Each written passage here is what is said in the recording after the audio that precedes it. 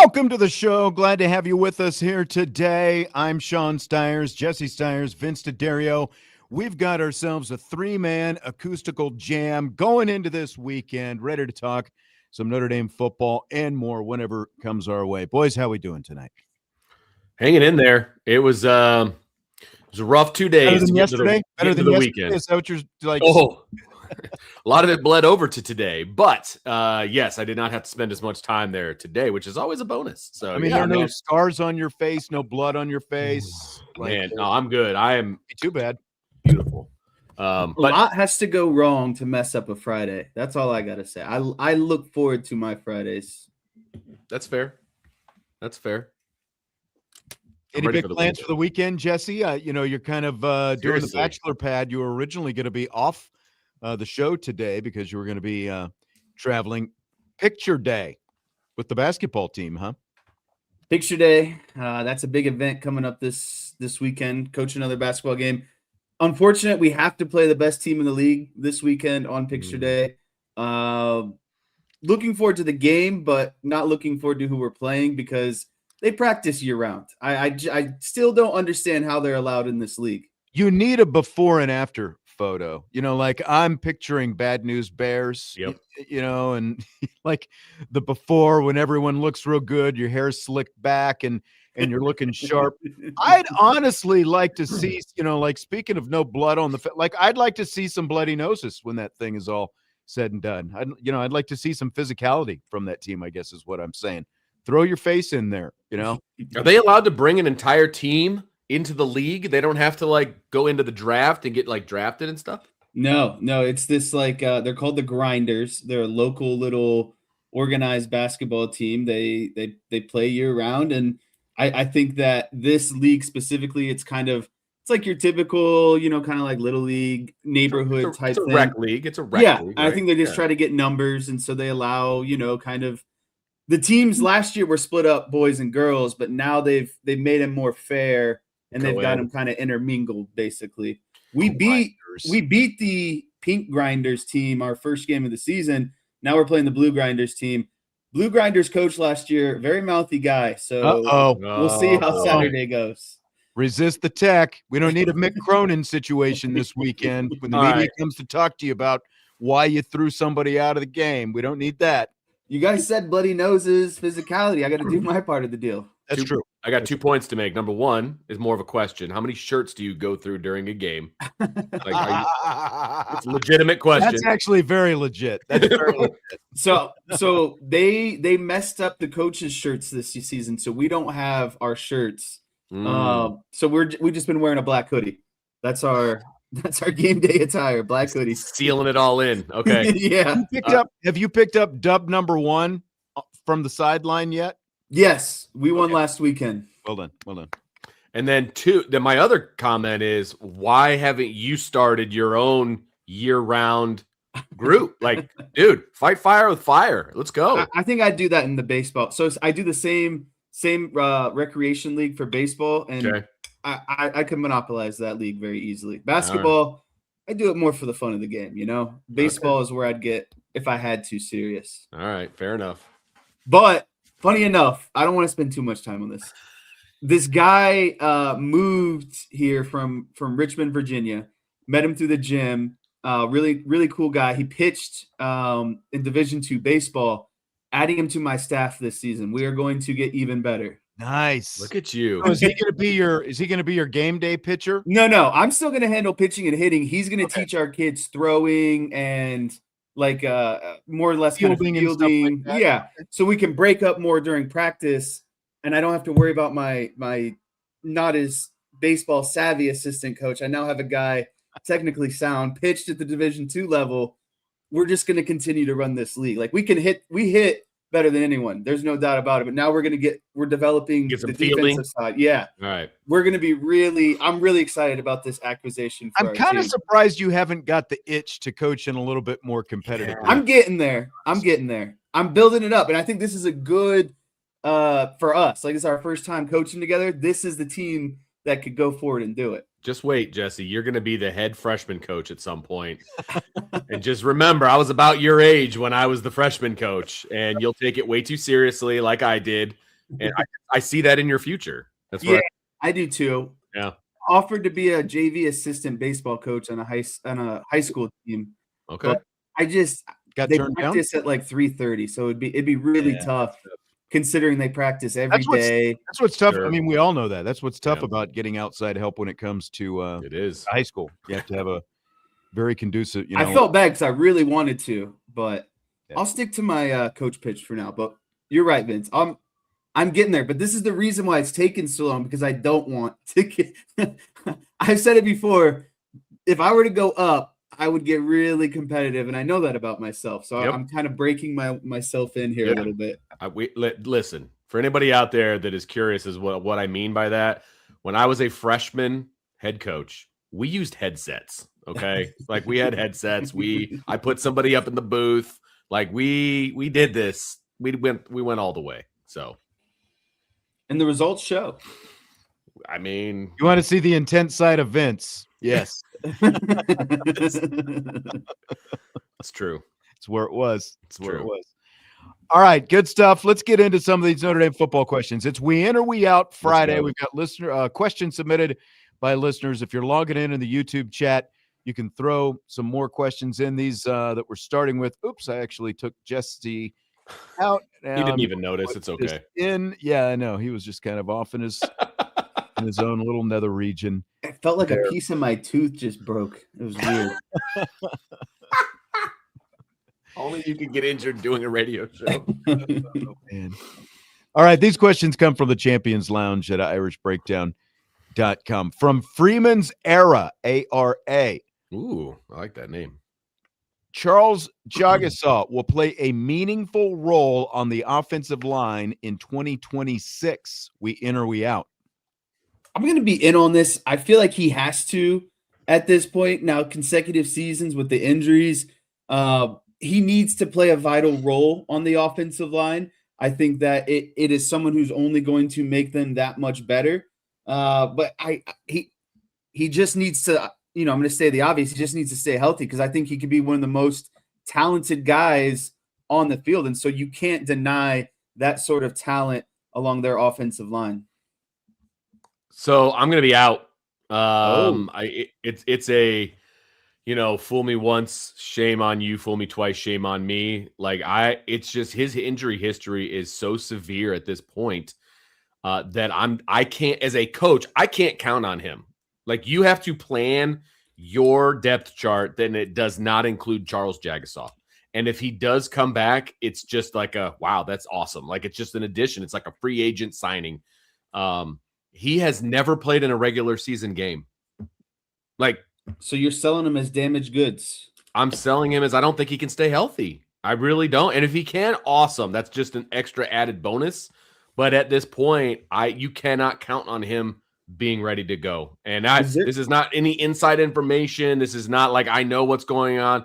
He broke his arm and he's had to have multiple surgeries on it. You know what I mean? It's just, I can't count on that. I can't. Has there been any other update? There is not. We are waiting until spring starts to see what the update is. That's kind of where it is right now.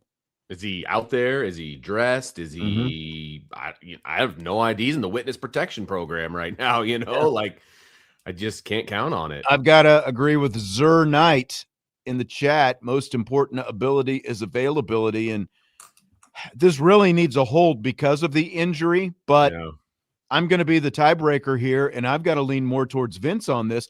Yes, if he's healthy, he will be, but there's just too much if right now. We just don't know. And so I've got to lean toward the fact that, as Vince said, he hasn't played in a regular season game yet. He played in a bowl game. He played in the Sun Bowl a couple of years ago. He obviously, played in the playoffs last year in 2025, but he hasn't been able to be healthy enough to play in the regular season.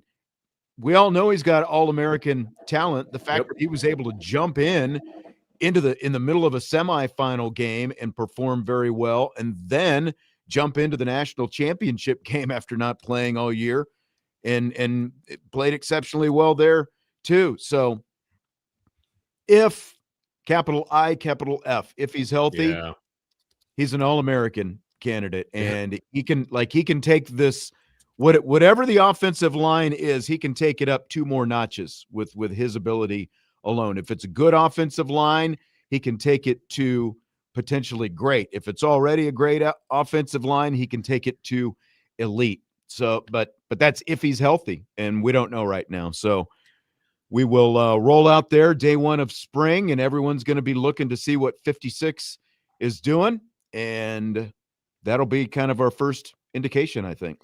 It is crazy to me that he is going into his senior season and he was going to start as a freshman. Like he was going to start as a true freshman, and we're going into his senior season. He's never played in a regular season game. Like if you'd have told me that 3 years ago, I'd have told you were crazy. Like that, like maybe he's not even, he's in the NFL draft right now because he put in 3 solid years. He was dominant. He's the next coming of Quentin Nelson, like all of those things. But he hasn't played in a regular season game yet. Like, mind-boggling. Yet, well, Ken in the chat says, I think Jags might be a bust. Teddy's response, he's not a bust, he just can't stay healthy. I agree with that. I don't think we can call him a bust because it's all health-related. Yeah, he's super talented. This has nothing to do with ability. It's all about staying healthy. So I don't think, can you call a guy a bust if he can't stay healthy? I mean, he's a giant what if. But I don't think he's a bust because of like major injuries that he's had. I think a bust is when he's highly recruited and doesn't show up. That's what I define as a bust. And he's shown up. Like when he has an opportunity, he shows up. He just, needs to sleep in bubble wrap, No more 4-wheelers. Man, that's the thing. Like that whole, It's unfortunate because he is uber talented, man. Like he dominates people on the offensive line, just dominates them. And in the NFL, I would draft him right now, not high, but I would absolutely draft him on 2 games of film or whatever it happened, whatever it is, 2-3 games of film. He would show up at the combine and have an absolute field day. He would test great. Agreed. But then you got to go out and play still. Speaking of combine, last night, fantastic. Naomi was gone, had the replay of the combine on one TV, had NBA basketball on the other TV. A replay of the combine? You're watching the replay of the combine? Yeah, I mean, when I sat down, it was like 8:00, and the new one was starting, or the rerun was starting at 8:01, and I was like, oh, perfect. I could just start here from the beginning. Did you ask Jesse about those combine packages for fans, if he would ever be interested in that? No, I never brought that up with him. Did you? I'm going to tell you this right now.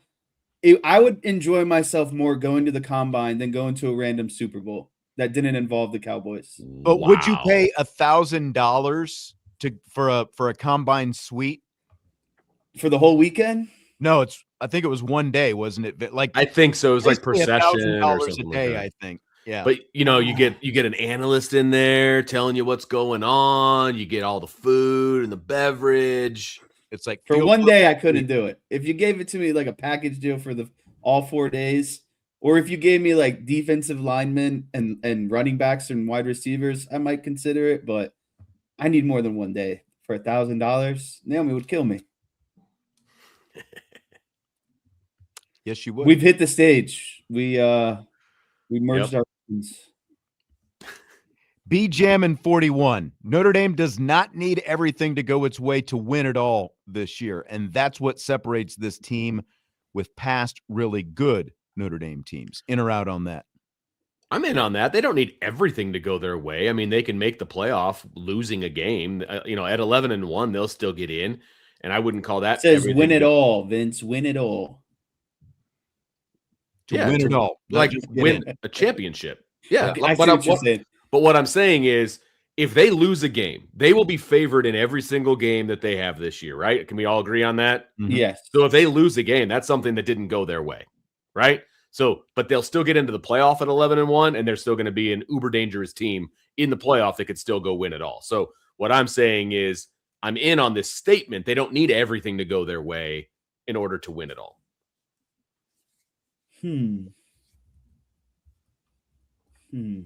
I'm stuck up because, or not stuck up. I think that there is enough talent on this roster and enough coaching firepower that I don't think they need everything to go their way, and they can still overcome maybe some obstacles that are in front of them. Maybe they're self-created obstacles, maybe they're unforeseen obstacles. But I think that there is enough talent and enough, again, this like super team / staff that they've ensembled. I just think that they don't have to be perfect in order to win all their games. I agree with that. And you hit the key word, and that is talent. And that's why, because it's the different, like it felt like so many times with Brian Kelly's teams, even those teams that made the playoffs, it's like, teams that were kind of on the verge, kind of on the bubble, like everything had to go exactly right for all of that to happen. And I think that the program is in such a different place right now because of the talent factor that Marcus Freeman has brought in here. I don't think that everything has to be perfect. Like you can get away from things. The margin of error is just greater now because of the fact that you've got different talent. You've also got guys who can breathe in the room. And it's like there's just a different atmosphere in and around Notre Dame football. I think it's a more relaxed atmosphere in comparison to 5 or 6 years ago. So I'll be in on that. Yeah, they don't need everything to be exactly perfect to win the whole thing. Which is why a 12-team playoff or more is beneficial. You can have a misstep and still get into the playoff and still have an opportunity, and I think that's important. Going back to those combine packages, Brees asks, how long do you think it'll be before colleges start selling similar packages?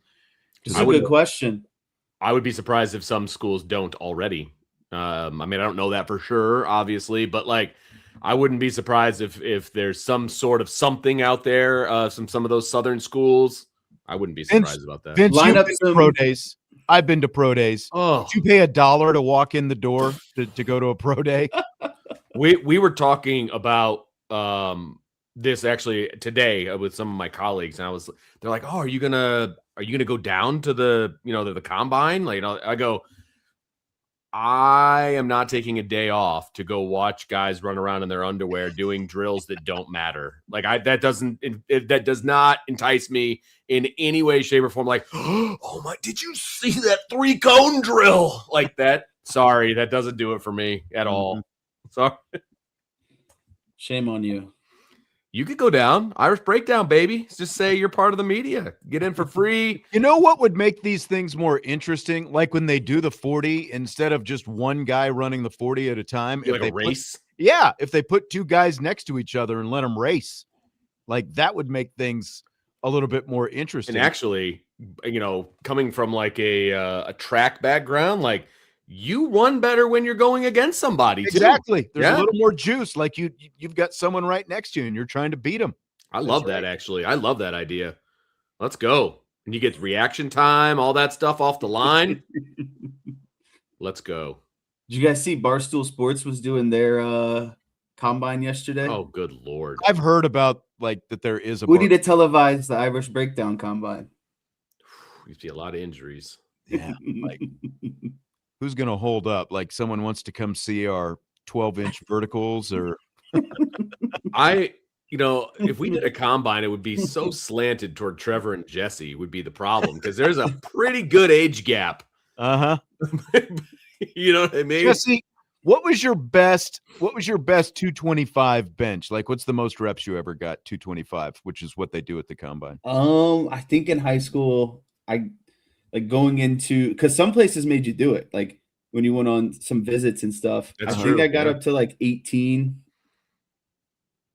Okay. I want to say that's a pretty good number. As a strapping 18-year-old before going into college. Right. That's pretty good.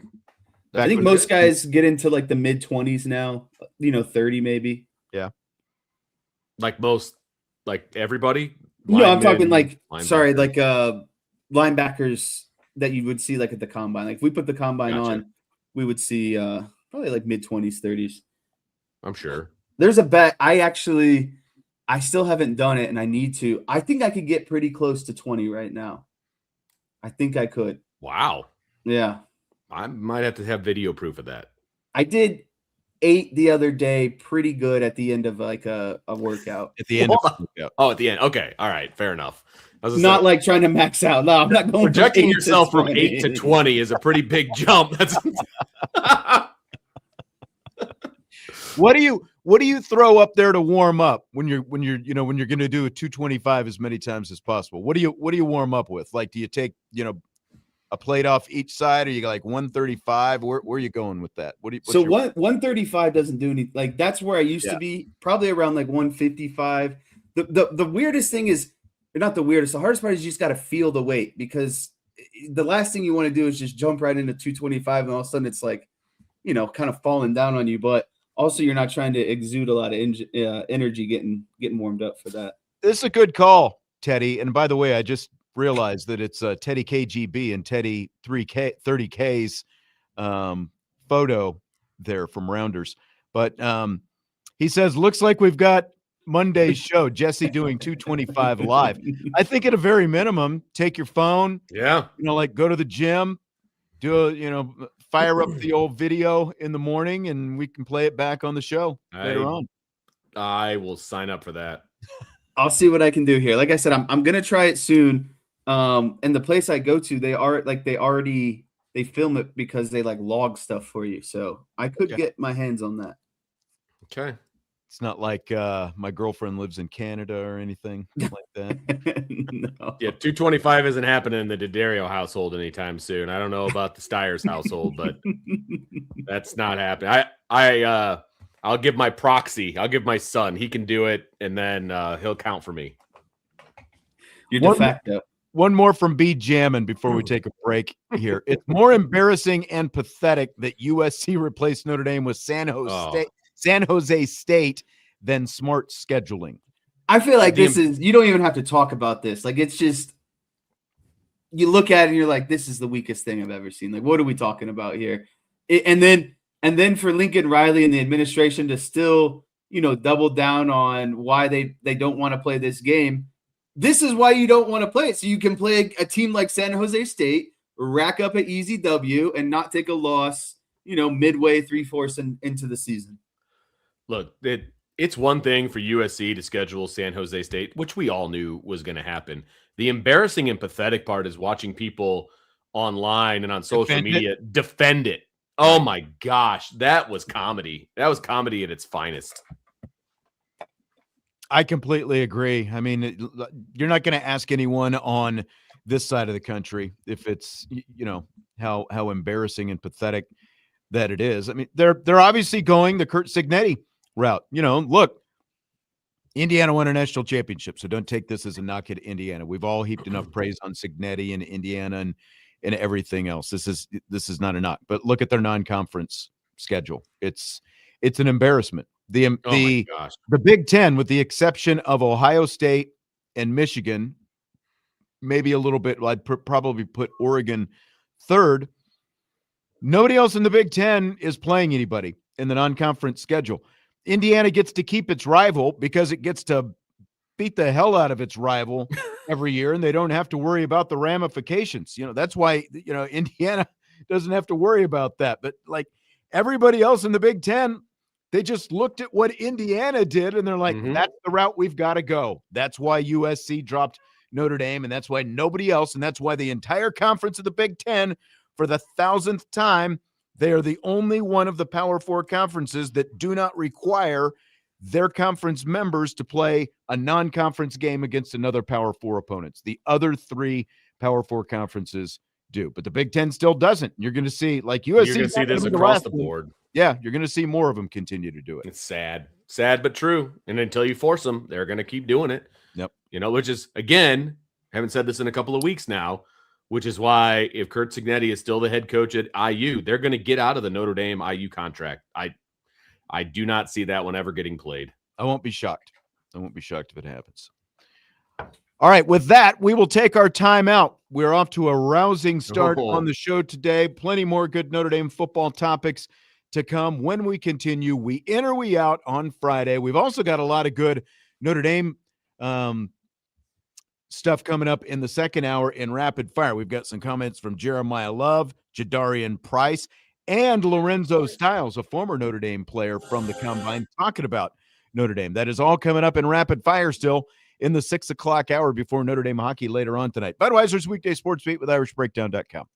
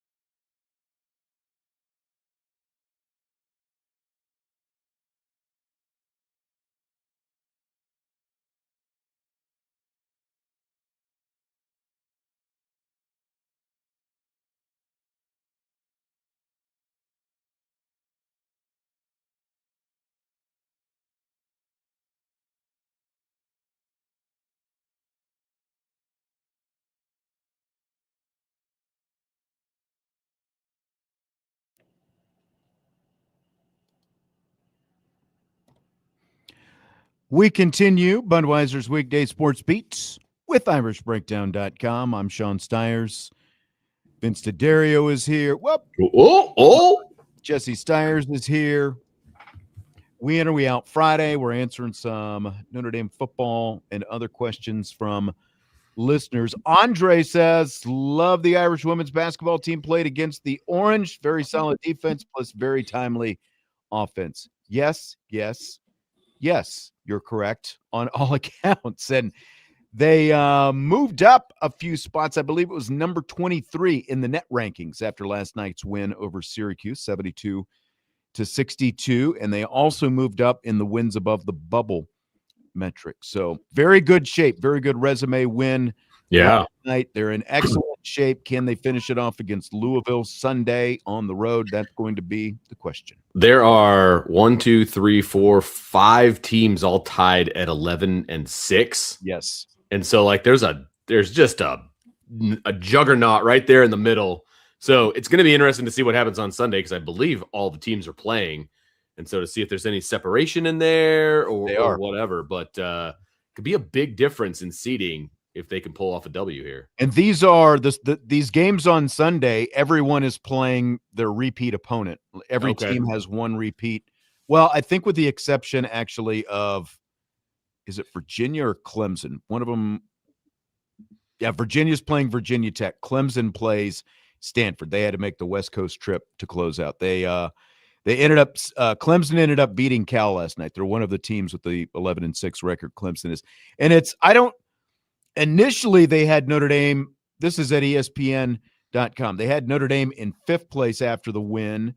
But then Clemson ended up winning, and there's a lot of when you've got 5 teams, or what is it, 1, 2, 3, 4, 5 teams with the same record. There's a lot of head-to-head. Right now, Notre Dame has head-to-head wins over Virginia Tech and Syracuse, who are also both 11-6, but they lost the head-to-heads with Virginia and Clemson. And obviously those other teams played each other. So when you've got a multiple-team tie like that, I don't know what all the tiebreakers like, to be quite honest. So it's obviously going to be very complex, and there's really no use looking at it until the games are played on Sunday.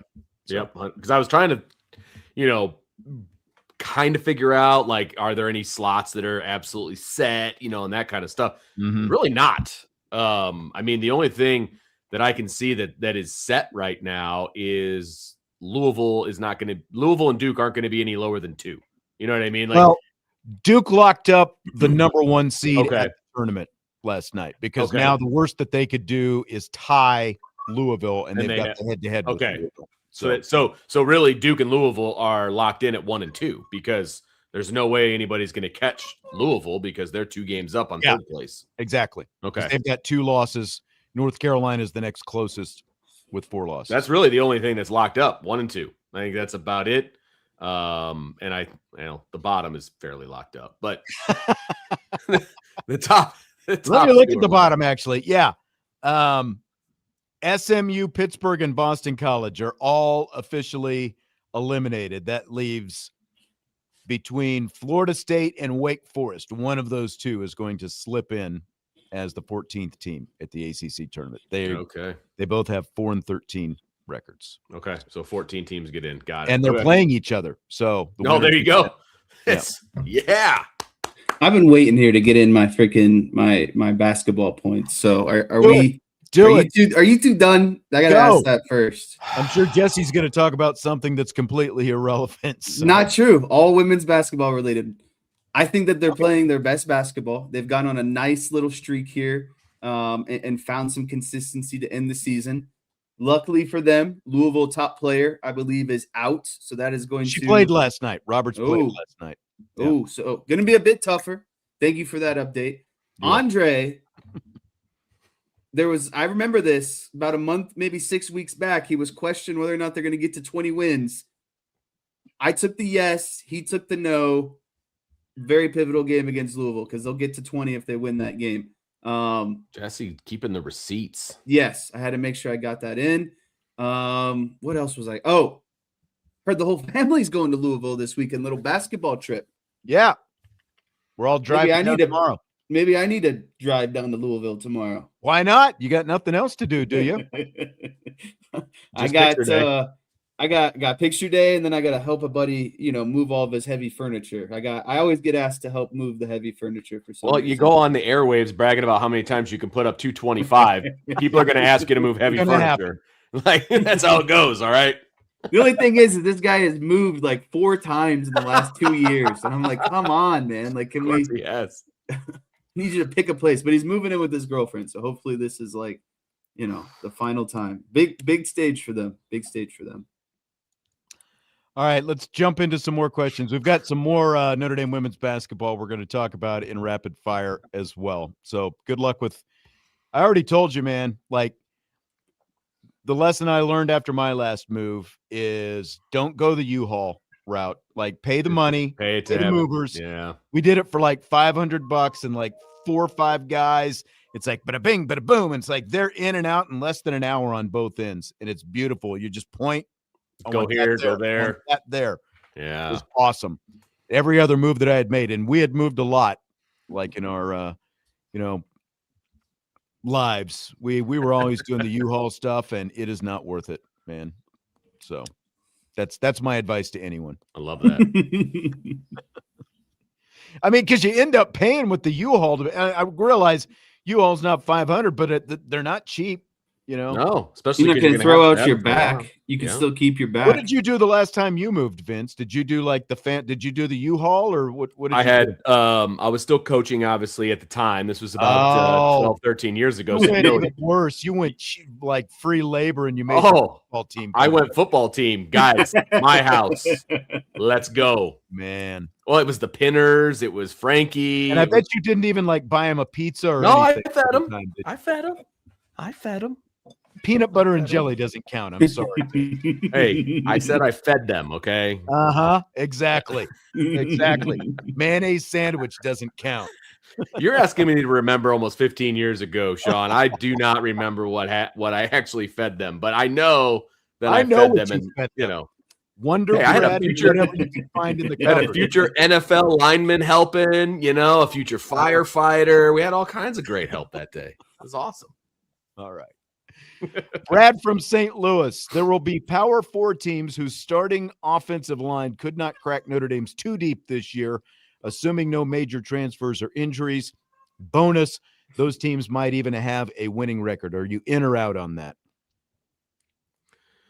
I'm in on the idea. I mean, obviously, I can't give specifics, of that kind of thing. And so, obviously, we're going to be looking at towards the bottom of the Power 4 if we're talking the entire 2 deep, right? That they wouldn't even have one guy that could crack the 2 deep. Like, that's a little tough. But I would say that Notre Dame's offensive line is going to be very, very good. And there's going to be a lot of people that would love to have Notre Dame's O-line 2 starting for them. So I'll be in on the idea of this. This is a little too rich for my palate here. This is a little bit kind of what is the word? Braggadocious? I don't even know if braggadocious. Yes. It feels a little bit like, do I think Notre Dame's second unit could be a competitive unit at most Power 4 schools? Sure. Do I think it would be, this top tier, better than most Power 4s? No, but I think that they have a bunch of talent and depth along their offensive line. It's not what it says. It says there will be Power 4 teams whose starting O-line could not crack Notre Dame's 2 deep. Like, technically, one satisfies this. Like, if you have one really bad team, right? Yeah, correct. I mean, Notre Dame's offensive line, that room is stocked with talent. We know that, right? Like, even some of the worst teams, there's like one dude, one guy. Yeah, exactly. Like the left tackle might still end up playing on the offensive or in the NFL or go transfer some whatever. Like, yeah. So I think that's pretty tough. Like bottom of the bin. How far down are we going? Maybe, but I think I've got to be out in general on this. One team makes it true. Yeah. One team. Right. Power 4 teams. Well, yeah. Actually, 2 teams, because he did say teams. So there's 2 teams. It's a tough question. It is a tough question. I agree with you. But I wouldn't even be able to tell you who the worst Power 4 team is, to be like, all right, well, let's look at their offensive line. I wouldn't even know. But to say that like a Power 4's line couldn't even crack the backups on Notre Dame, like that's where I'm just like, it just feels a little bit. That's the braggadocious part that you were talking about. Yeah, there it is. Because I was going through my head, now if we're including the group of 6, then yeah. Oh, group of 6, absolutely. For sure. It should be that way. The question was Power 4. Right. So. Is there a Big 12 team that's terrible? Like Colorado's offensive line is terrible. Yeah, but again, there's got to be one dude that could make the 2D. Would at least because you're saying even the starters wouldn't even be a second. Right. Right. So I think that's pretty tough.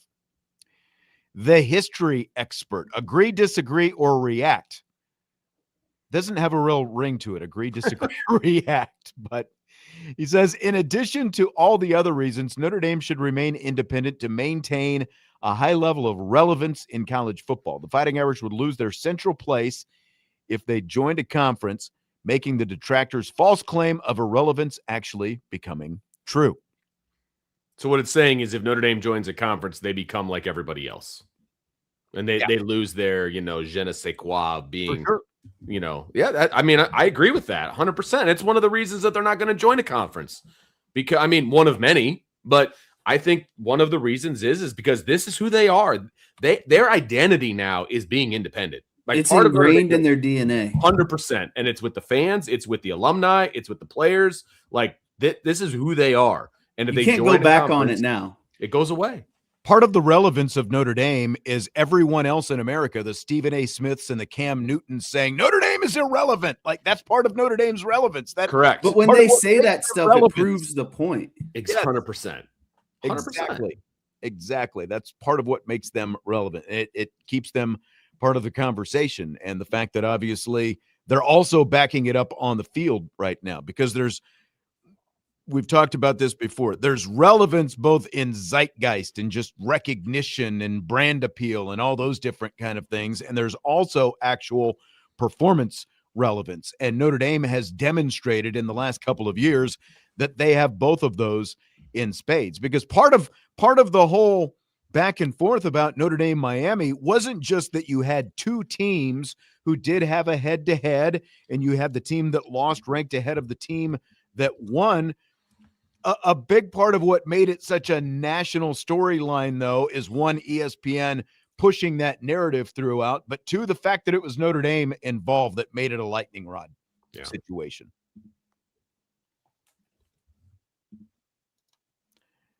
Radar. We in or we out? Notre Dame will be 3-0 after the beginning of the 2026 season. Not only am I in on this, I will up it to they will be 6-0 to start the season. I feel very good about that. I really do. And by the way, for those that don't have the schedule in front of them, I'll take it to another level. That means they're undefeated until they get to the BYU game. I'm not saying they're going to lose to BYU, but I think that's their first test. Wisconsin, Rice, Michigan State, Purdue, North Carolina, Stanford. Those are the first 6 games. Yeah, come on. And then in a 3-game span, you get BYU, Navy, Miami. Right. I'm in and I'll bet my pinky on it. What? What are you doing to your pinky? I'll bet my pinky on it. Oh, so we got to cut it off? So you're going to cut off your pinky if it doesn't happen? Correct. Whoa. That's how confident I am. Northern Illinois, brother. All right. It's a bold statement. It is a bold statement. I'm not wagering appendices on this. You could give away your other appendix. Your other appendix? Oh my God. Thank God you're an engineer, not a doctor. The son of a nurse right there, ladies. From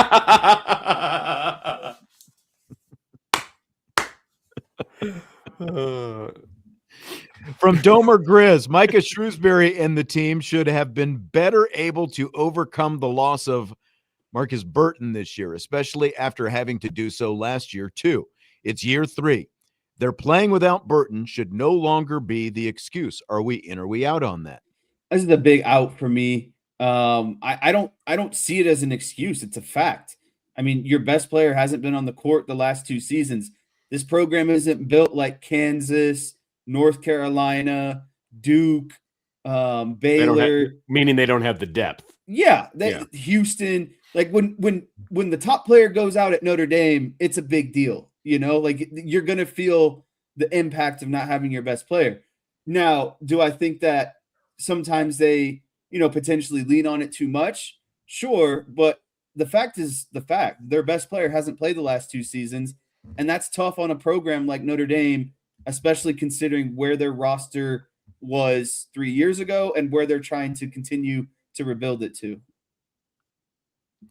This is a tough one because saying that not having Marcus Burton is a quote unquote excuse. It's not an excuse. It is a fact. And I agree with you on the depth chart. And I don't want to give Micah Shrewsbury a pass though, by saying it's okay to lose all the games because you don't have. Yeah. And I think that's the hard part of this is they should have still been better. There's a fine line understand the struggles of not having your best player. Because there's been some games that they were in at the end that they should have won or they should have been more competitive in, regardless of the fact that Marcus Burton wasn't there.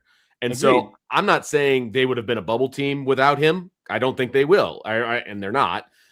But there's a couple of games in there that I think they probably should have won. And so it's not an excuse. It is a fact. And Notre Dame does not have the depth, and that is part of it. Well, look at the beginning of the season. Everyone wants to dump on this biggest loss in men's basketball history at home. The top 2 players were gone. When those guys were healthy and on the court at the beginning of the season playing a really good Houston team, Notre Dame held their own and kind of almost came back and won that game at some point. So I know that they would have been much more competitive had Burton been on the floor, because not only is he a guy who can create his own shot, but he draws attention so everyone else's shots become easier too. Like that's the importance of a star basketball player. Sean, I get what you're saying. He's struggling too. But is Marcus Burton that elite that he should make that much difference? So the question is, Micah Shrewsbury and the team should have been better able to overcome the lot. Like, shouldn't you be able to beat SMU without Marcus Burton? Shouldn't you be able to beat Pitt without Marcus Burton? Now, granted, they were also without Harrelson in that game. Shouldn't you be able to beat Florida State without Marcus Burton? Like, these are all very winnable games. And yes, he's a good player, but would he really have pushed them that far over the top? That's what I'm struggling with, especially at this point in the season. I realize, and it's a very valid point, like what Jesse is saying, you're not built like Kansas and Duke, where you have that kind of depth, where you've got those players all over the court. But I am leaning a little bit more in than out on this. Like, I can see both sides of it, but I'm just tired of hearing, well, they don't have Marcus Burton. We just haven't seen enough other identity out of this team. Like there should be something by now in your program that can help carry you in some of those moments. So that's where I think I'm more in than out on it. Okay. Like, Marcus Burton is good. He's all conference good, but he's not all American good. Wasn't he, before he went out last year, wasn't he the top point scorer in the ACC? Last year or this year?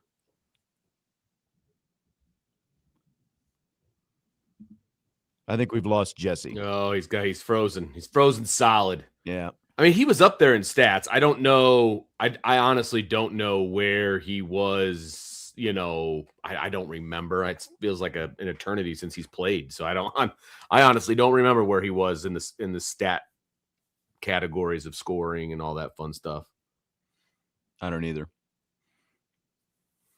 Chris says this was discussed a little on Brian Driscoll's show today. We in and we out on the end zones being colored blue and gold or gold and blue. He says, I like them the way they are. So do you want Notre Dame's end zones painted, or do you want to just keep the diagonal lines in the end zone? I'm fine with the lines. When I see it, I think of Notre Dame. I mean, I think that's kind of their thing, and I'm okay with it. I will say though, when they go to a bowl game and things like that, when it says Notre Dame in the end zone in gold letters with the blue background, like it's legit. It's exciting. I like that a lot. But I think it's special, and I'm good with it being special. I like the lines in the stadium. I wouldn't mind seeing, like I don't know that I need the whole thing painted. I wouldn't mind seeing a shamrock. And like you have to go back a little bit, but I think it was like 70s and early 80s. They had some stuff in the end zones, and they kind of went back to the old school, like more traditional kind of look. So I don't mind it one way or the other. It doesn't, like, I'm not so like, oh yeah, they really need Right. something. I mean, it's still, you're trying to keep some sort of tradition, and that has been one of the traditions. So, well, and the interesting thing, and I was checking out Google Maps to see if it's on there yet, and it's not. But the practice fields over at Notre Dame now have Notre Dame in the end zone and not the lines like they used to. So I don't know if you remember that or not, but they have now painted Notre Dame in the end zone, and they got rid of the diagonal stripes like it's in the stadium. interesting. Yeah. So I don't know if that's like a precursor to anything or, that kind of stuff, but it is on the practice fields. Huh. All right. Well, I guess we'll see. I've got to log back in here. I'm trying to see if there are any more questions. Uh-oh. I think there might be one late one in here. Let me see. Want to make sure that I get them all in. That's and right. We don't leave anybody hanging. Nope. Chris's was the last one. Okay. All right. It looks like Jesse is back. Oh, thank goodness. I'm nervous. You guys missed me immensely. Did you have anything to follow up on before we wrap up hour number one? No, I was trying to say I'm pretty sure that Marcus Burton led ACC in scoring last year, but that was about it. Tommy says, Jesse, I don't understand how you're supposed to prepare a team of kids on one practice per week. Yeah, I don't set the rules. I just follow. You could have extra practices. Is that a league thing? It's a league rule.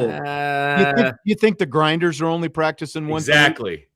Okay, but also their parents are paying for them to play. This is a self-funded league. This is a league that parents don't have to pay fees. And it's hard enough to get these kids to one practice a week. Now you want me to get them there for two? I really don't think that these. Maybe if I didn't have Tuesday, Thursday, Friday shows, I could have a second. Oh, wow. So now it's our fault. Okay. All right. Whoa. Okay. All right. Mm-hmm. I don't feel like these travel teams or whatever they are should be in these rec leagues. I agree with that too. Personally, I think that's I don't either. But they got to keep the teams up. Got to have people to play. I guess. We're gonna win tomorrow, though. That's what people don't realize. I go into every game where I'm not worried about who we're playing. I need highlights. I need highlights. Terry says, how long will it take before some clowns from an opposing team decide to do victory dances on the Shamrock or Leprechaun in the end zone? I can see it getting really ugly. There's an ND in the middle of the field right now, and there's Shamrocks where you kick off at. I mean, there's plenty of places where teams can do stuff. Team that would do that just backed out. That's not part of the there's also an unsportsmanlike conduct penalty Right. in college football. So I feel like that's like you don't see nearly as much of that. Even in the NFL, like you can't go too far.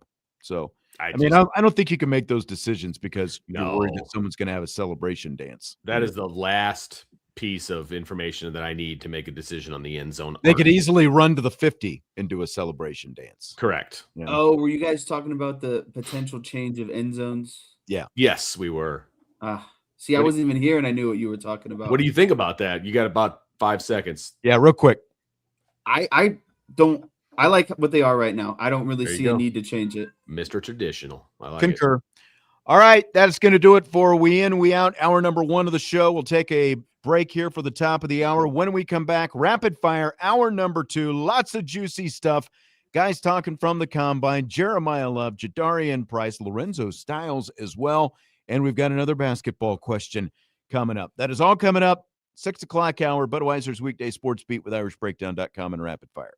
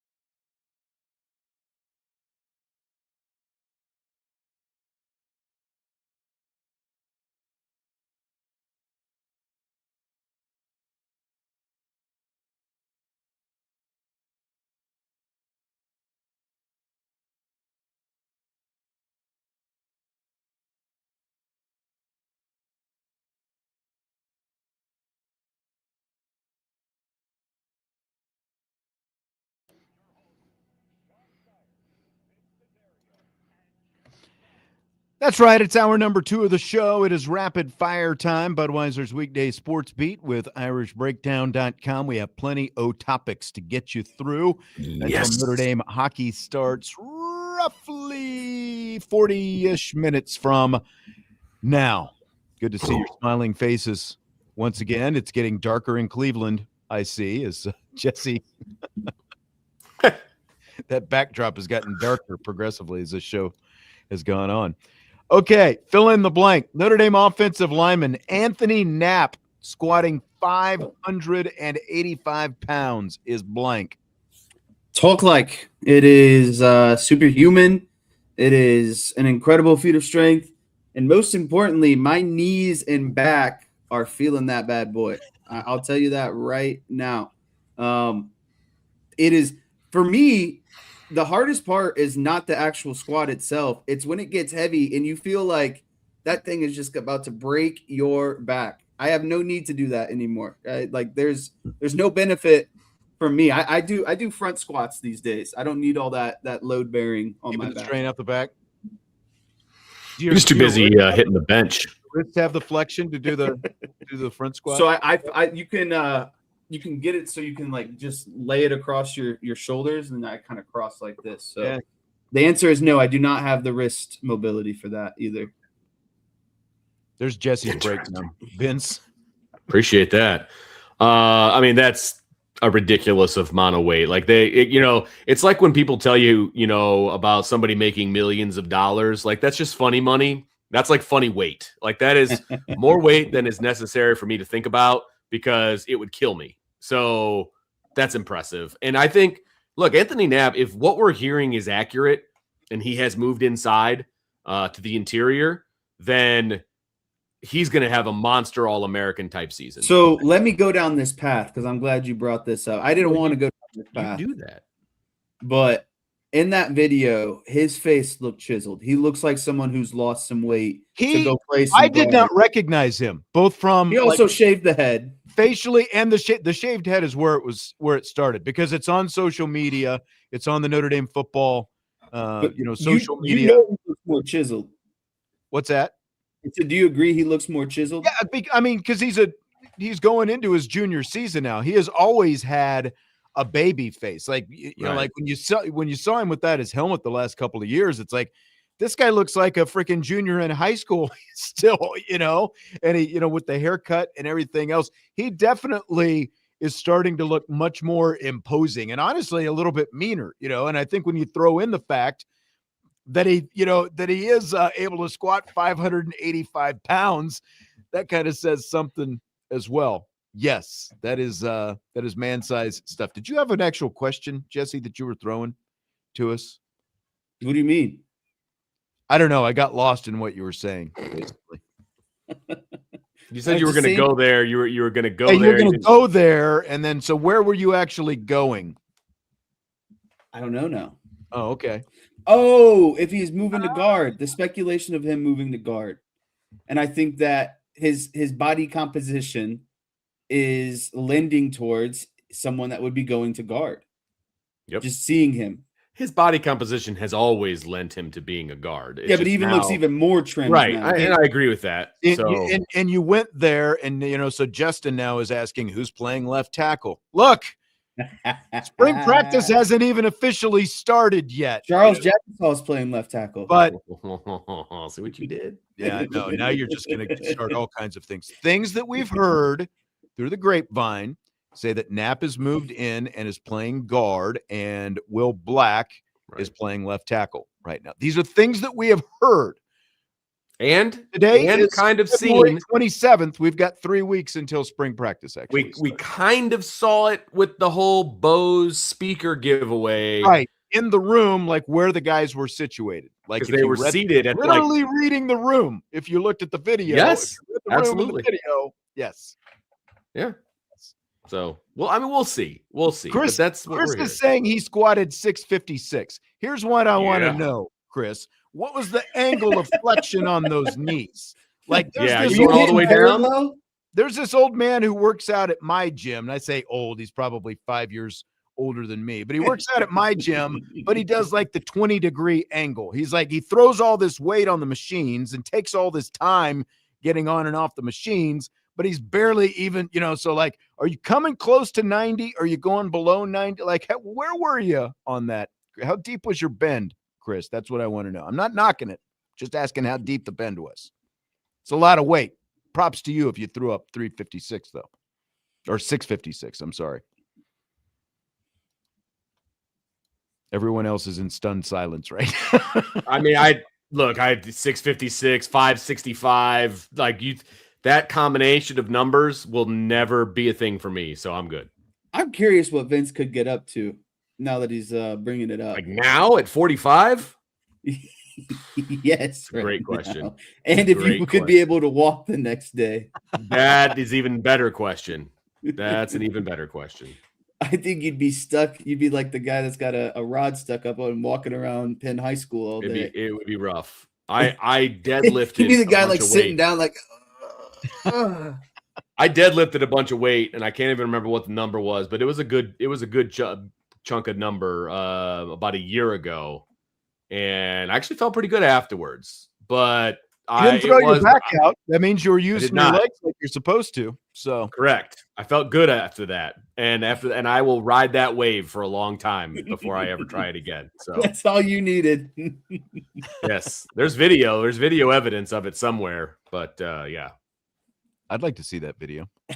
I'll see what I can find for you. Maybe next week when Jesse brings in his bench press video, you can bring your deadlift video. Now we're talking.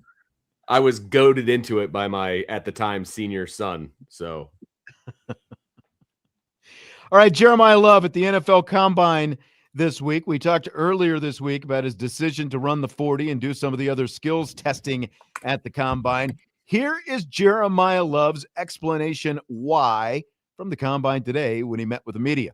Just to showcase my skills. Not afraid to go out there and just be myself. I feel like I'm very fast. I feel like I got some good moves in my bag. So why not go out there, run my 40, do some position drills, and yeah.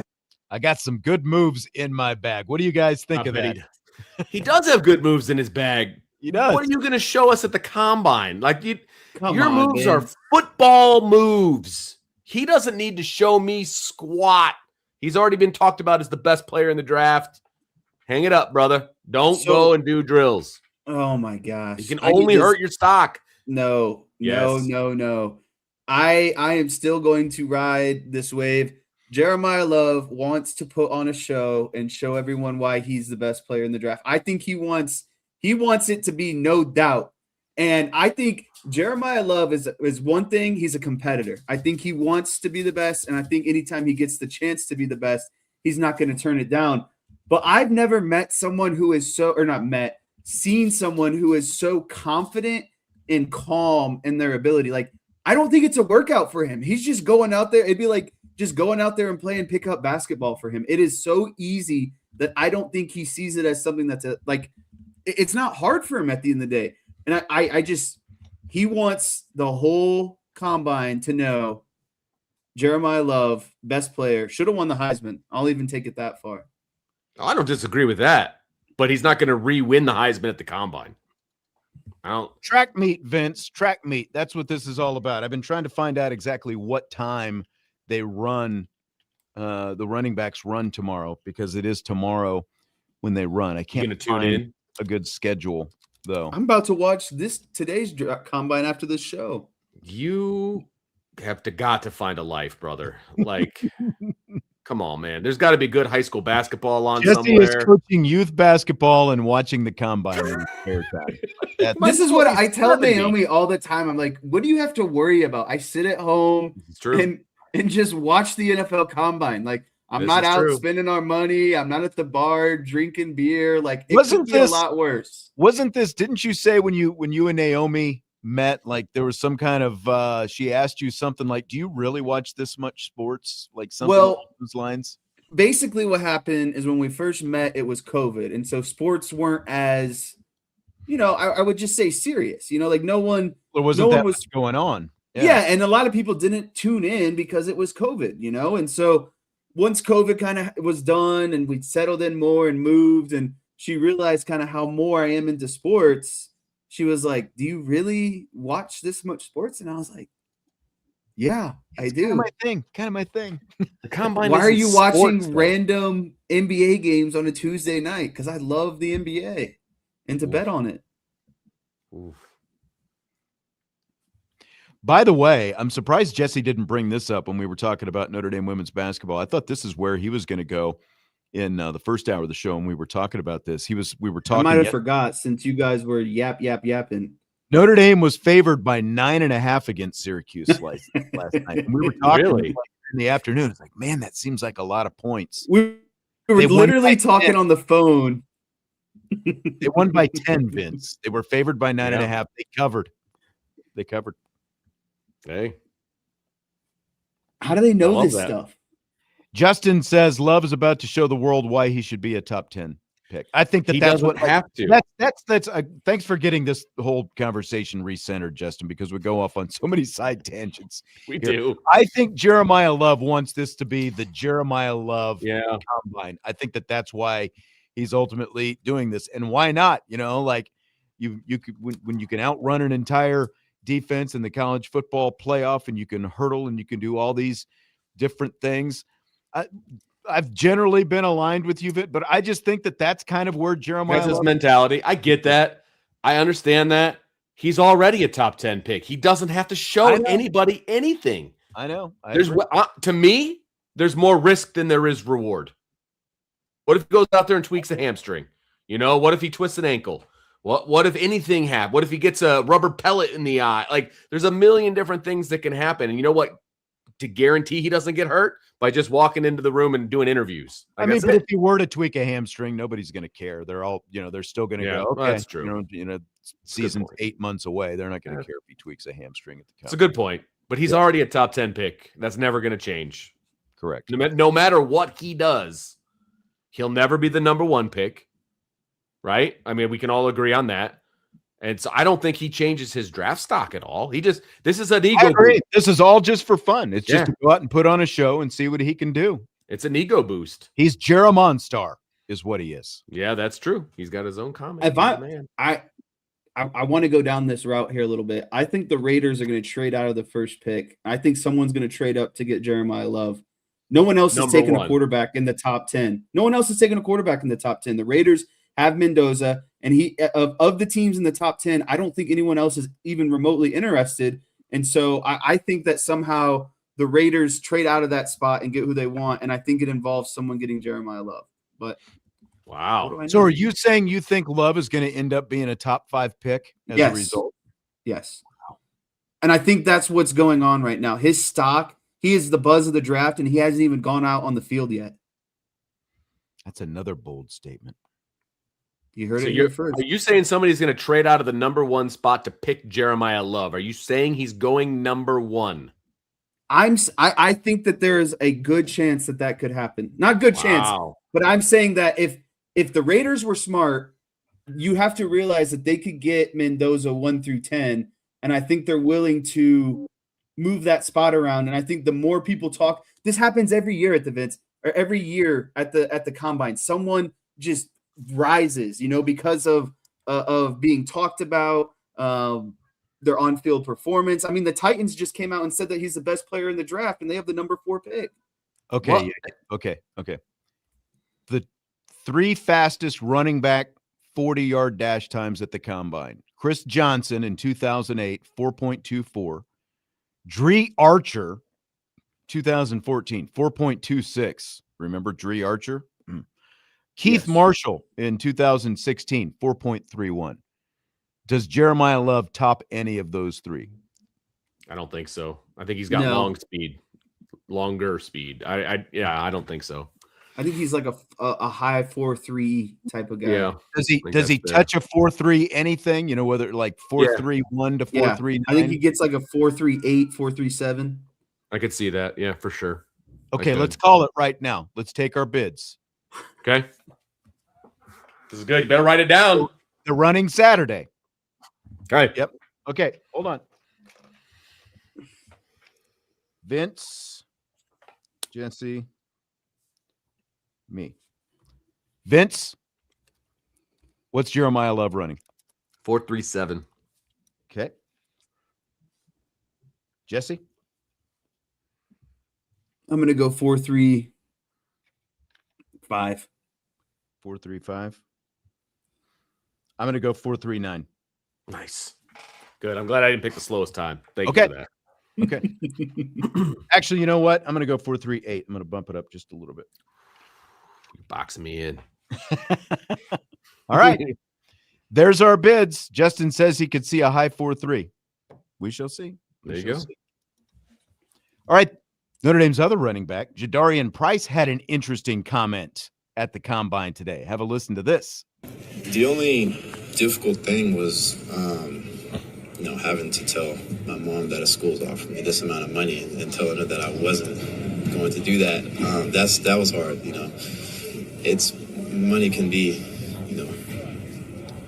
big thing, but it's not all. It's not everything. Money isn't everything. So that was what I truly believed in, and the brotherhood and the people I met at Notre Dame made me a better player, and I wanted to continue that, especially what we had done in the 24 season. We had aspirations to go back to the national championship. Okay. A school offered him a lot of money, and he had to tell his mom that he turned it down. I assume not Notre Dame. Is that what you took out of that? Man, that's tough. I'm sure Notre Dame would have been more than happy to keep him at Notre Dame, and I'm sure the package would have been, great. So, but I also understand that there were probably other schools that were topping what Notre Dame could have given him. That's what I took out of that. So I need clarification. Was this to come back for another season, or was this to not before this last season to go be a running back one somewhere else? This was to come back to school in 2026. Oh, then he turned down money. He turned down money to go to the draft because a school was offering a lot of money to return. Yeah, I mean, it's the ultimate bet on yourself situation. And someone who has kind of the past that Jadarian Price has, there's just you can't roll the dice another year, in my opinion. And I don't think your stock is going to get any better than what it was this season. So, I mean, I still think he's going to go in the first round. I think he's going to go towards the tail end of the first round. And I don't know if there's anything that he could do at another season in college that would help him go up and maybe 5 spots, but he would not get to the Jeremiyah Love level if he came back for another season, in my opinion. Yeah, I just think it's, like different people are saying different things. Someone thinks it was USC. Someone thinks it was Georgia. Either way, I could see a lot of cash being thrown around. I'm sure Notre Dame wanted him to come back, but again, risk reward, like staying in school for that year, he's going to make a lot of money still. Does anyone think that he's going to go past the second round? Like, are we all pretty confident Jadarian Price is second round pick at worst? I feel like I'm going to be watching the end of the first round for Price. I do. I think he's got a chance to slip, like we were talking about. Okay. Kenneth Walker in his walk year, is he going to stick around with Seattle? They're picking last. You could see something there. I'm just disappointed that our Cowboys, Jesse, don't have a pick in the second round, like second and third, both gone. So there's no chance that he ends up being a Cowboy. Oh, yeah, he's not going to have the star on his helmet, unfortunately, for you guys. Yep. All right, so another interesting comment. This was interesting comment day at the combine. This one actually might have been yesterday, but I didn't see it until last night. Former Notre Dame receiver turned Ohio State defensive back Lorenzo Styles at the combine. He was asked about his decision to transfer to Ohio State 3 years ago, and here's what he had to say. So I talked to my coach a little bit. I was doing a little bit of both positions there when I was at Notre Dame for a little bit, and I kind of fell in love with DB. I get to play I don't have to run a dig route, or I'm not set to a certain route. It's kind of react. I get to play, use my athleticism, and play the game. And I feel like Ohio State gave me the best opportunity to play DB at the highest level. The coaching staff, the players, the environment. I feel like it prepared me for the NFL. Yeah. All right, that's Lorenzo Styles. That answer is blank. It's blasphemous, is what it is. Let me finish here, Vince. I know you're hot and bothered by this one. It's just it's blasphemous for a couple of reasons. One, just call a spade a spade. You wanted to go back home and be with your brother, and you wanted to go to, at the better time, a better team. Like, that's okay. All those things can be true, but you don't need to hide behind this wall. Like Mike Mickens isn't regarded as one of the best defensive back coaches in all of college football. I'm right there. You're not playing DB at the highest level. If you want to play DB at the highest level, you go to the Notre Dame head coach and you say, I want to play defensive back at Notre Dame. Like that. I'm sorry. And then maybe that wasn't possible, right? I agree with Jesse. He wanted to go play with his brother. Cool. I have no problem with that. Go play with your brother. That's awesome. But like the way he said, well, you don't have to run a dig route and you don't have basically what that translates to me. And I'm not trying to throw this kid under the bus, but it translates to me as I'm not disciplined. And so I like to just do kind of whatever I want to do and be athletic. See, I kind of took it as Notre Dame was forcing him to play wide receiver. And I don't think he thought his skill set matched playing wide receiver. But here's the thing about that. For those maybe who forgot the situation when Lorenzo Styles left, it was after the spring. In the spring, they moved him to cornerback. They had moved him to the defensive side of the ball, and he didn't seem all that thrilled about it when they moved him to the secondary from wide receiver. He was doing a little bit of both. And it was before the blue gold game, and we thought that we were going to get to see Lorenzo Styles do a little bit of both in the blue gold game and see what he looked like. And then guess what? He entered the transfer portal and didn't even play in the blue gold game. He pulled up stakes before the blue gold game even came around. So, like, completely agree with what Jesse is saying. Like, just say you wanted to go to Ohio State and play with your brother, because that's what it was. Notre Dame was trying to get him to play defensive back, so it wasn't because he wanted to play defensive back. They moved him to the defensive side of the ball, at least splitting time.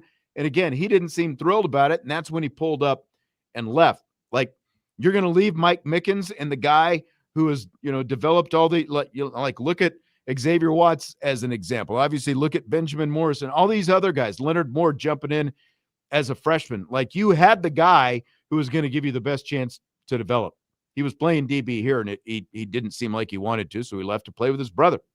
Right. And look, he saw like as Teddy said, he saw the writing on the wall. He wasn't going to start at Notre Dame on the defensive side of the ball. It is what it is, man. Just say it. Like, it's okay. Just say it, man.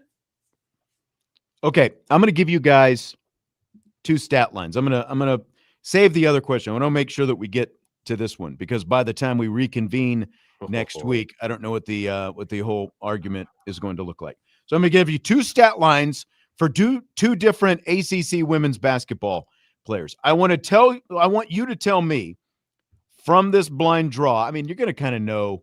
I know who one of the players is, obviously. Player A is averaging 18 points a game, which ranks third in the ACC.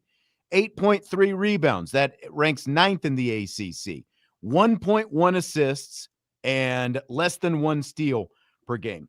Field goal percentage, 54%, fifth in the ACC. Free throw percentage is just 56%. I don't even want to know where that ranks anywhere in the conference. 3-point percentage is 32%, and that player A is also averaging 29 minutes a game. Okay, so that's player A. Player B, averaging 25 points a game, leading the ACC and third in the nation. 6.2 rebounds per game. 5.4 assists per game, number 4 in the ACC. 5.6 steals per game, number 1 in the nation. 47% field goal percentage, 8th in the ACC. 82% free throw percentage. 56 of 189 at the free throw line, both leading the ACC, and 23% on three-pointers and averaging 36 minutes a game. Player A, player B. Who's the ACC player of the year? It's obvious it's player B, but I'm going to go out on a limb and say player A is the big on the team in first place in the ACC. You're correct. Toby Fournier. That's why the rebounds are higher. For Duke. Yeah, but okay. But thank you, Vince, because that leads me straight to my next point. You're a big, and the best category that you have is number 9 in the ACC, and a guard that is what, 5'6"? Yeah. 5'6" is only 2 rebounds behind you. 5'6" versus 6'2" is only, yes, exactly. And the score, and that's your best stat in the ACC. Right. Right. Come on. And by the way, like the scoring, like the points, like we're talking about 7 points a game difference as well. You have the number one statistic in the conference, third in the NCAA, and you're number one in the conference and number one in the NCAA, and a whole nother metric. Like, you wipe them out across the board on metrics alone, and then you look at player A's best metric, and player B is almost there in rebounds at 8 and 6 per game, and she's not even a big. She's probably the smallest guard in the league. That's where I'm at. And I know it's going to go to player A for no reason. It's not going to go to player A. It's going to go to player B. That I feel very confident that that's going to happen. I'm curious where this goes because look what happened last year. This is the exact same scenario I feel like as last year. Or was it 2 years ago when Hannah was a freshman? What are we talking about? I feel like they gave it to the big that was averaging a double-double, and Liz Kitley from Virginia Tech. That was 2 years ago when Hidalgo was a freshman. There was a definite case, but Kitley was averaging a double-double. All this, like the reason I'm bringing this up is because Kelly Gramlich from ACC Network on, like they've got their nightly, it's nothing but net. It's after the games every Thursday night and Sundays as well. And she is one of the lead analysts there. And she has been pushing hard for weeks now, this whole narrative that because Duke is the first place team and they just locked up the regular season, even though they lost last week, that basically the best player on the best team, which is Fournier, deserves to be the ACC Player of the Year. When it is obvious to most other people, I think, who watch these games, who the actual best player is in the ACC. Like, should it matter? Should it matter where you finish in the conference standings when it comes to Player of the Year voting? No, because that's what the ACC championship is for. Right. The best winning team. The championship is a team award. Being an all-conference player or a Player of the Year is an individual award. There's no doubt who the best player is. And Gramlich brought up last night after the game, she's like, only twice in the history of the ACC has a player who, who hasn't finished up near the top of the standings ultimately won the award. And I think they're like a player for a sixth place team a few years back. I think it was 2017. There was a sixth place team. The irony of this is Elizabeth Kitley, who we're just talking about, the former Virginia Tech player who won the ACC Player of the Year 3 times, is on that show standing 4 feet from Gramlich as she's having this conversation. And the first time Kitley won the award when she was maybe a redshirt junior, like the first of the 3 awards, Virginia Tech finished in 5th place that year. And she doesn't even mention that. So it's just beyond ridiculous. Hannah Hidalgo is hands down the best player in the ACC, and this should not even be a conversation. There is no world where Fournier and Hidalgo should be in the same conversation for an individual player of the year. There's just not, but this narrative keeps getting pushed. And I'm really curious to see how the voting comes out when it comes out. We've got our ballots. We've got until Monday at noon to turn them in, and then they will announce all the awards on Tuesday. I'm really curious to see how other people end up voting on this, because like a game like last night, did you I don't know if you were both able to watch much of the game. Like the things that Hidalgo did, if you took Hannah, and this is not a knock on anybody on Notre Dame, if you took Hidalgo off Notre Dame's team, they're much farther down in the standings. If you took Fournier off Duke, they're probably, maybe middle of the pack still in the ACC because of the way they play and, for the difference in the depth that they have on that roster. It's not even a conversation. Is this Miami all over again, lobbying for the downfall of Notre Dame? I don't think anybody's – is the ACC lobbying for anything? No. I don't think that they Being are. Dramatic. It's an ACC thing, but it's still the ACC network. The thing is people act like the Notre Dame women's team in this argument is a dog crap team. They're not. They're still a really good team. They're going to be in the tournament. Yeah. Right. And they, like, who knows? Maybe they go on a run and really, push in the ACC tournament. Look, and the argument that Kitley made against Hidalgo was basically that Hidalgo is playing more minutes than what Fournier does, and she's playing 36 minutes a game, and Fournier is playing 29 minutes a game. So Hidalgo's playing 7 more minutes, and that's because they need her to play those minutes. Duke doesn't need Fournier to play that minutes because there's more depth on that team. Like, she is not willing Duke to the top. They were a very good, deeper team at the top of the conference. That's why they won the regular season. Notre Dame obviously is not as deep. Like KK Bransford was out for a month and a half, 2 months before she came back, and there was minimal depth on that team. That's why Hidalgo has to play all these minutes. And like the fact that she's still standing when she, I know a lot of people talks about the hits that she takes and knocked to the floor and all those different things. And it's just the fact that this is even a conversation is just ludicrous to me. Yeah. Agreed. It shouldn't be. This feels like a we need people to watch, and we need clickbait material, and we need a conversation when there really isn't one. That's what it feels like to me. It shouldn't. A dominant player is dominant regardless of what team you play on and what position you play for.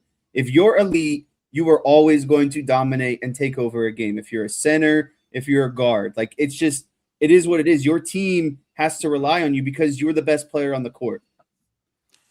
I think we said it either last week or earlier this week. If you replaced Player of the Year with MVP, then I think there's a little bit different conversation to be had because of the V obviously is valuable, most valuable, like that kind of thing. I think that changes the conversation a little bit, but this award is supposed to go to the best player / most outstanding player. And there's really no argument against Hidalgo to be had. I'm sorry. There's just because, to the point that Jesse made, this is still an NCAA tournament team. So it's not like this is the last place team in the conference and a player happens to be having a really good year. She is literally at times willing the team forward. And, again, like if you watched a game like last night, there were 14 lead changes and 3 ties in that game. And Notre Dame ended up winning. And guess what? Hidalgo had another outstanding game in the process of that win.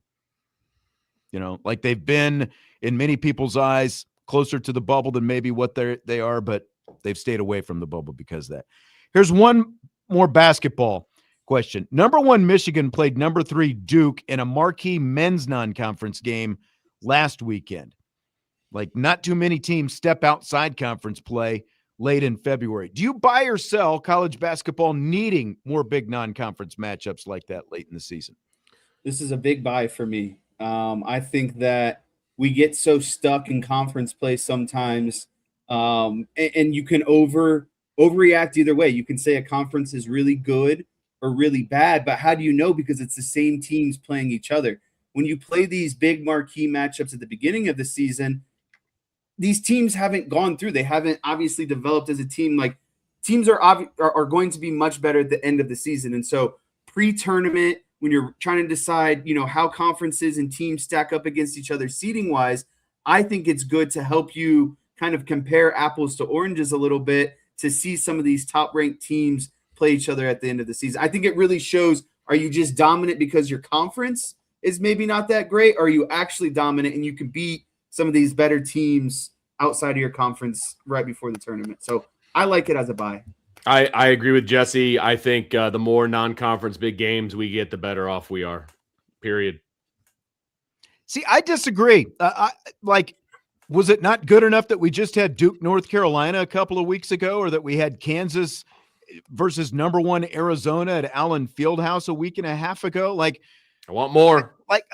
But I'm doing it more so in 3 weeks when the tournament starts. I think that, I could see maybe right after the Super Bowl, maybe you have kind of your ACC, SEC challenge. I think, or like Big 12, whatever you want. I don't think that you need them at this point. Teams are so focused on their conferences. And, let's be honest, they really got lucky that Michigan was number 1 and Duke was number 3 in this. And, with Duke winning, obviously they went to number 1 afterwards. Like, I don't really think that you need these kind of non-conference games at this point in the season, because you're going to get the tournament here in a couple weeks.